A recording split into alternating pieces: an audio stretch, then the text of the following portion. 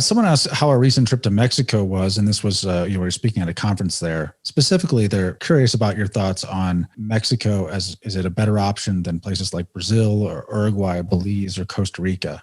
Yeah, I know Jeff Berwick, of course, really likes Mexico, and his wife is Mexican. He has a great time down there. If you watch his podcast, which he does about as frequently as we do ours, a couple, 3 times a week. So yeah, he's sold on Mexico, and I certainly enjoyed it the last time I was there in Acapulco. It was nice. But where do you go in Latin America? The problem with Latin America is that ever since day one, things can change radically on a dime at the next election. Places can go from being great to being horrible overnight, all with an election or sometimes even a revolution.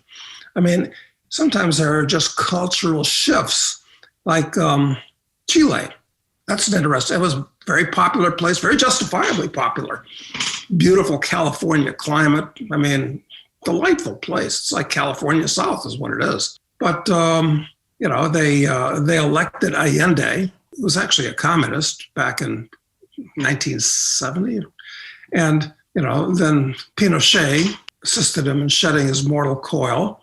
And the place boomed for the next 30 years as free market values, and it transformed from a backward mining province to by far the most advanced country in Latin America.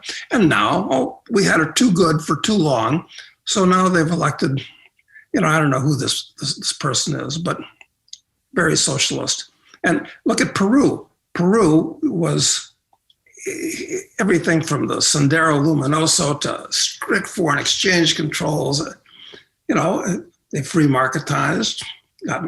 But a lot of the problem with a lot of these countries is that the natives, the Indians, the American Indians, that they're getting together. And after 500 years of integration with the European conquerors, they've decided that they don't like the Europeans anymore. I mean, this is like a hint of a race war building up in places like Bolivia and Ecuador and Peru. And Ecuador was very popular with gringo retirees for a long time. It seems like that's changing. So, Colombia seems to be changing. Venezuela changed, very quickly, most prosperous country to, the shithole of South America. So it could happen to Mexico. Costa Rica is very stable that way. It's the most European. They don't have the Indian problem. They're almost all Europeans in Costa Rica. It's kind of interesting, but it's very expensive. It's kind of overrun with Americans and Canadians. I don't know. I spent a lot of time in Costa Rica. It's okay. Is there Panama? I think Panama is probably going to stay probably okay, but look what happened with Noriega. I mean, these places are all unpredictable. The culture is just such. They don't have the traditions that we had in the U.S. and to a lesser degree in Canada.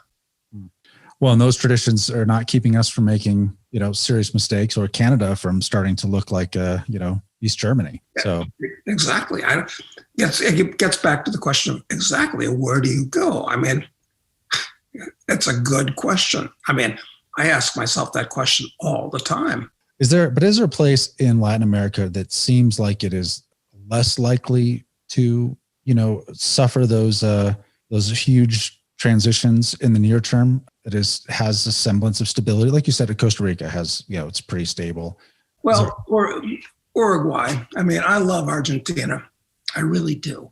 But I wind up spending most of my time next door in Uruguay, frankly, because it was actually one of the first socialist countries in the world when socialism started actually getting traction as a philosophy back at the turn of the 19th century. The first 3 socialist countries were Sweden, Uruguay, and New Zealand, actually. Interesting. And, they're all kind of like democratic socialists. And Uruguay's gone through some tough times. They had the generals take over, and they killed a few hundred people back in the time when the Argentine and Brazilian generals were killing people too. So I think Uruguay in South America, probably, it's a farming country. It's basically Kansas by the seashore. Small population, relatively speaking, right? Small population, widely spread out. So it's, yeah, I think Uruguay is not a bad bet. It really is. But like I said, anything can happen. Listen, nice thing is that they had a doctrinaire socialist, Pepe Mujica, who was president for, I don't know, 5 years, 4 years, I forget.